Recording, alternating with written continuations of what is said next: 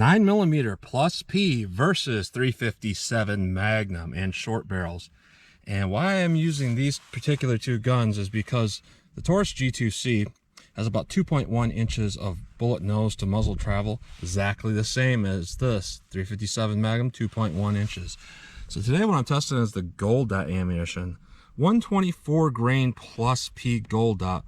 The 357 Magnum is a short barrel load. However, the 9mm used to have a short barrel load in the plus P, but apparently they don't make that anymore. But from what I understand, it's the same thing. So the 357 is a reduced powered load a little bit. It's going to have a little bit less energy than typical, but it is a pretty good performing round, and it's actually my carry round. So these are my carry rounds in it. I'm not even going to take them out. I'm going to run those through the chronograph. So we're going to go through the chronograph, see what kind of velocity and accuracy we get at the same time. And just a note that these targets are miniature scale, so the groups will look a little bit larger than what you would think they'd look in a silhouette.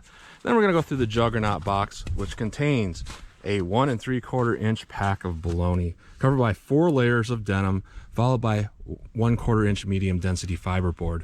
And how this compares to ballistics gel is this bologna pack represents about 6 inches of ballistics gel, and each water jug after that represents about 3 inches. So if we get out the back of the second jug, we're dealing with 12 inches. Out the back of the fourth jug, we're dealing with about 18 inches. So we're looking for about 2 to 4 jug penetration to be good ammunition. So let's get started with the test and see how 9mm+P compares to 357 Magnum and short barrels. We'll see if that 9mm will rival that 357. So let's get started.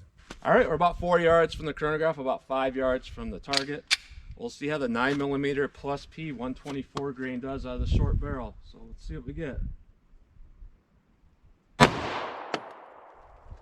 No read. 1151. 1135. 1130. 1116. And I don't think that read, but we'll take what we got there. Pretty good actually, and the recoil wasn't that bad at all. So I'm pretty impressed with that performance overall, considering it's a low recoil and pretty accurate and pretty good energy. Now let's see how the 357 Magnum compares. All right, 357 Magnum.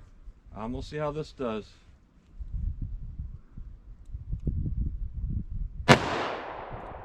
$11.03.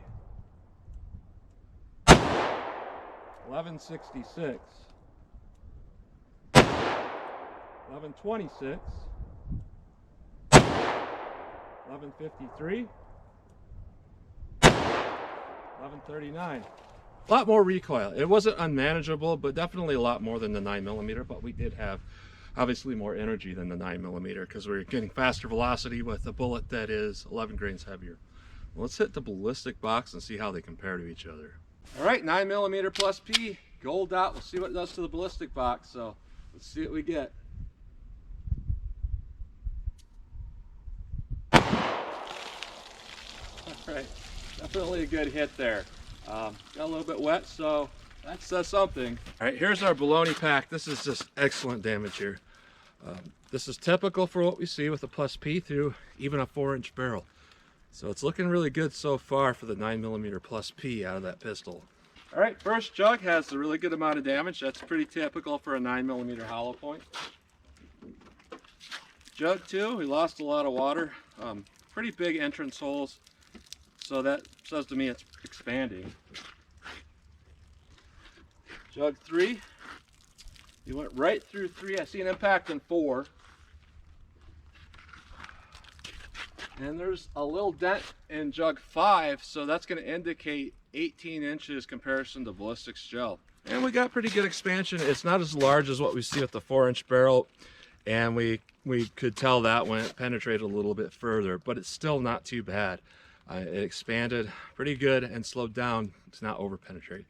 Let's see how the 357 Magnum compares to this. All right, 357 Magnum short barrel. See how this does.